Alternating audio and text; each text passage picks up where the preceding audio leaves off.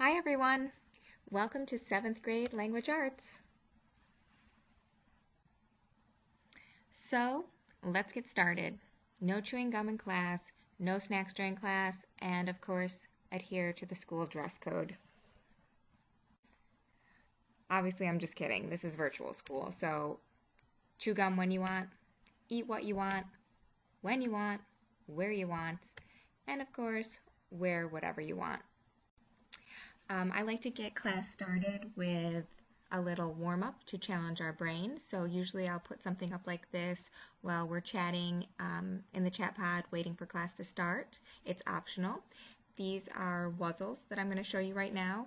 Wuzzles are word puzzles designed to get you to solve it, and the solution is supposed to be a common phrase. So you look at any kind of clues within the white box and try to figure out what the common phrase is based on the relationship of those words, symbols, numbers, whatever's in the white box to other things or within the box. So here we have the word town, and it's being spelled down. So the common phrase here is downtown. All right, let's see if you can do some more on your own. I'm going to give you a minute to look at these. So there are 4 puzzles here. See if you can get any of them, and then I'll discuss the answers with you.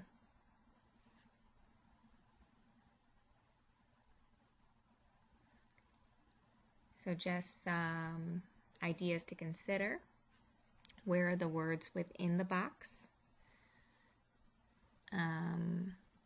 How is one word related to another word within the box? Is it on top of, under, over, in between? Are words to the right or to the left?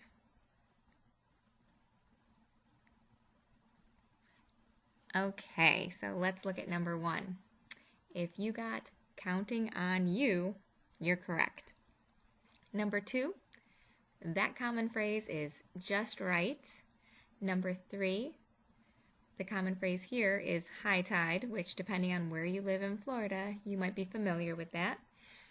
And the other one, number 4, is count down. All right, so just a fun way to challenge your mind and jump into things.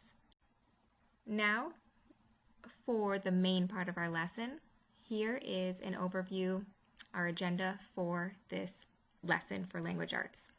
So take a second to glance over that so you can prepare your mind for what we're going to talk about.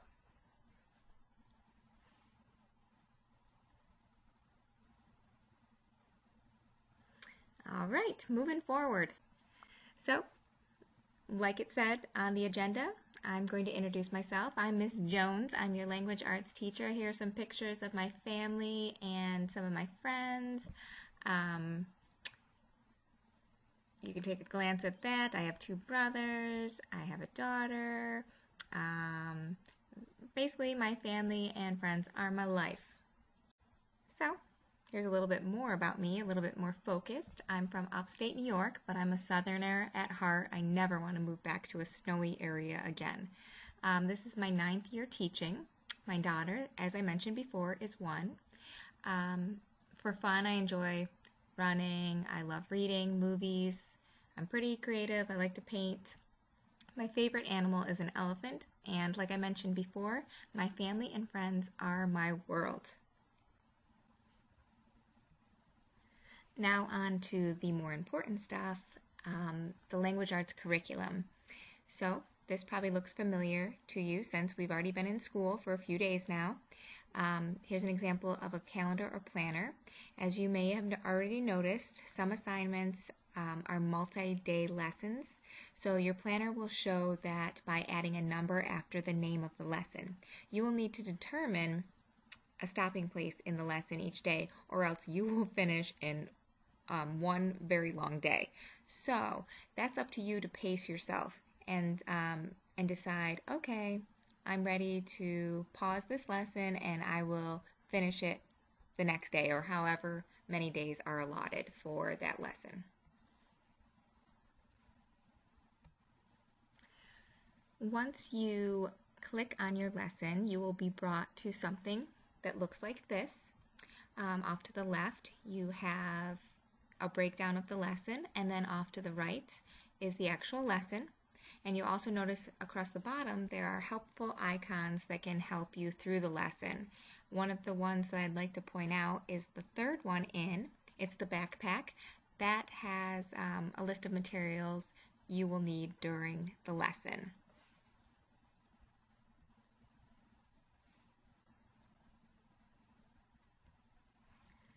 All material from your online textbook is embedded in the lesson, but if you ever want to access the online textbook as a whole and be able to flip through it, whenever you see this little icon that I'm pointing out to the left, it looks like a screen and it says literature.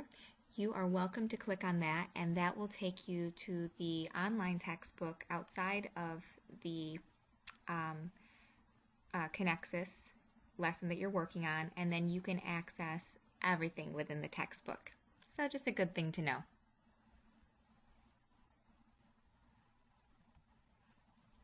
You may have noticed that you have an independent reading assignment. I have heard from several of you already on that.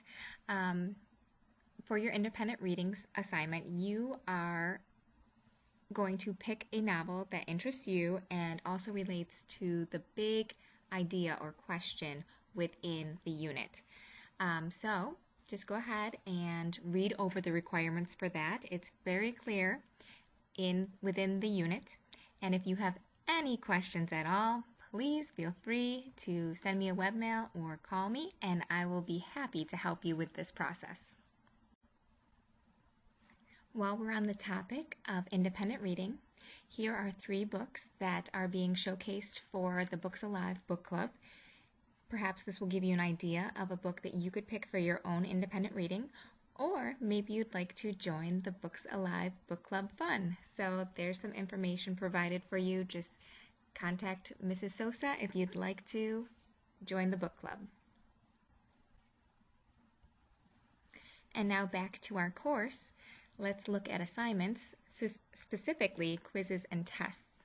We, your teachers, suggest that students take quizzes, tests, and any other kind of assessment on paper.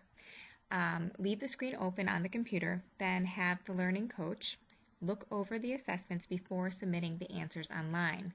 This can help you catch skipped questions, an incorrect answer due to not carefully reading all choices, incomplete sentences in written responses, and misspelled words. So I know that you guys are all amazing, but every now and then we make a mistake, and this procedure will help you catch any of those mistakes so you can remain perfect in my eyes. Just a reminder, quizzes and tests will be graded within 2 days of being submitted, excluding weekends and holidays, because even teachers need a break from time to time.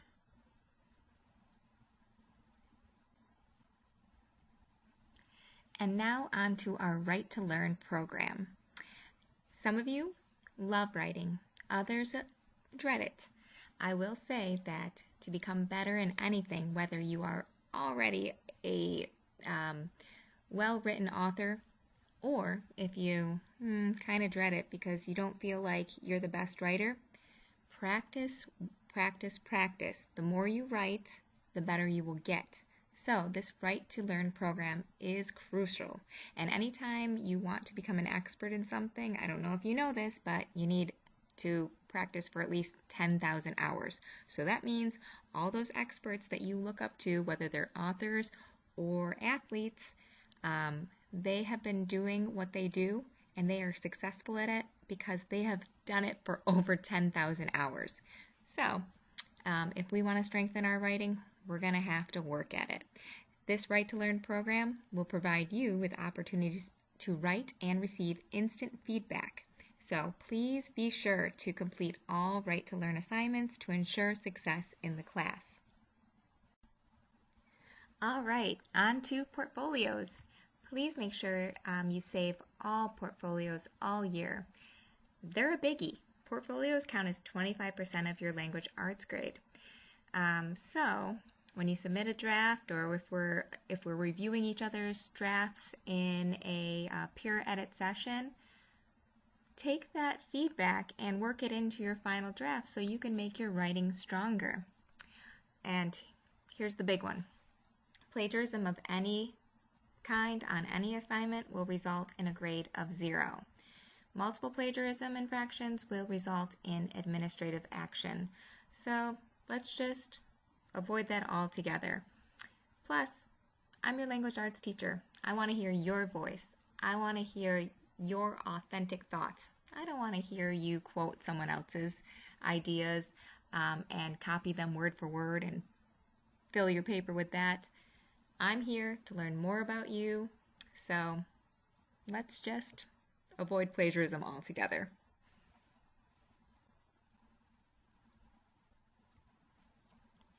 Here are the expectations for portfolio assignments.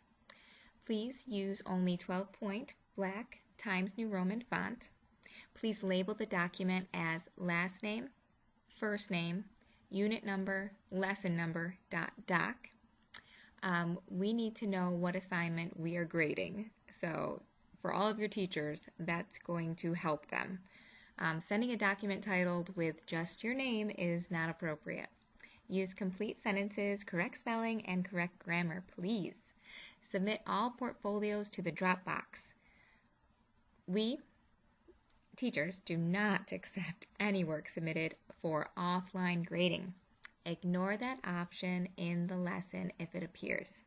Submit the portfolio only as Word.doc, Word.docx, or OpenOffice file, and that can be downloaded from openoffice.org for free. And just a heads up, portfolios will be graded within 5 days of being submitted, excluding weekends and holidays, of course. Your lessons and portfolios will be graded using a rubric. That is so that all expectations are clearly communicated and that grading is consistent. Students should proofread all work and have a parent look it over before submitting. Review recorded live lessons on the message board before submitting an assignment. Read all teacher feedback and make suggested corrections before turning in revisions/final drafts. Here's a breakdown of your gradebook. I know I already mentioned that portfolios are worth 25%, but when we consider that plus tests and quizzes, that makes up 75% of your language arts grade. So you really want to be on top of those. Be sure to take your time and put forth maximum effort when completing and submitting. It is important that you are an advocate for yourself and understand how you are being assessed. In order to do so, open your gradebook by clicking on the icon with the A+ on it. Now you should see a list of all the classes that you are enrolled in. Find the class you want to view and click on it. Scroll down to see all the assignments for the class you selected. Now, you can find a specific assignment to view. When you find the assignment you want to view, look to the right. You should see a section titled Earned. There will be a number that is underlined. Click on the underlined number. A window will open that shows you your score and what you missed. For a portfolio, you will see my comments along with any documents that I sent to you for that lesson, such as the rubric. And here is an example of one of those response files. You can see the score, teacher comments provided, and how this is all broken down. So hopefully that is making it a little bit clearer for you. By now, you may have some questions for me. And if you don't have questions now, you will probably have them in the future. Many of the questions you have could be answered on my message boards. So please, if you have a question, a good procedure to follow is to check there first, because your question might instantly be answered right there. And if you cannot find any answer to your question there, then by all means feel free to webmail me or give me a call. And now on to live lessons. Don't worry, we are almost done with this presentation. So just a quick overview on live lessons. Our live lessons are on Mondays from 2 to 3. If you cannot make it to our live lesson, then you are always welcome to watch the recorded live lesson that will be located on our message board. I highly recommend you do it because throughout live lessons I will offer opportunities to earn some extra bonus points, so you want to look out for those. In addition to our weekly live lessons, there will be some mini live lessons for our class on Wednesdays, and those are by invitation through webmail, so look out for those.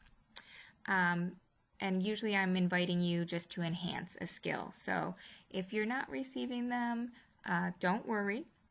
And if you feel like you do need some extra help, you are always welcome to webmail me and see what we're going to be discussing in those mini live lessons. And just a heads up, in case you don't know this yet, you can access the live lesson link icon when you go to your home page and look at your teacher's names, and right off to the side there should be the live lesson icon. You just click on that and it'll take you to the live lesson where you'll be prompted to enter your first and last name. Please, I must reiterate, please attend the live lessons you are invited to so that we can work together and make sure you are the best student possible. Within these live lessons, here's some reminders of etiquette. If a teacher gives chat rights, conversation must be appropriate or chat rights will be taken away. During live lessons, students cannot see what other students type, but guess what? I can see everything, so look out for that. Class policies and procedures. Please be prompt. Be ready to learn when the live lesson begins. Be prepared. Have materials with you and no due dates. They'll be on your planner. Be a polite and positive participant. That was a lot of alliteration. Stay on topic, listen attentively, and refrain from providing personal information. And of course, be productive. Turn in work on time and always put forth maximum effort. Complete at least 5 hours, approximately 5 lessons per day. And of course, chew gum or eat whenever you want. Thank you guys. I'm so excited to be your teacher. I know we're going to have a fantastic year. Yay! So let me know if there's anything I can do for you. And in the meantime, if you just want to chat sometime, feel free to send me a webmail and introduce yourself if I haven't already talked to you. All right, that's it.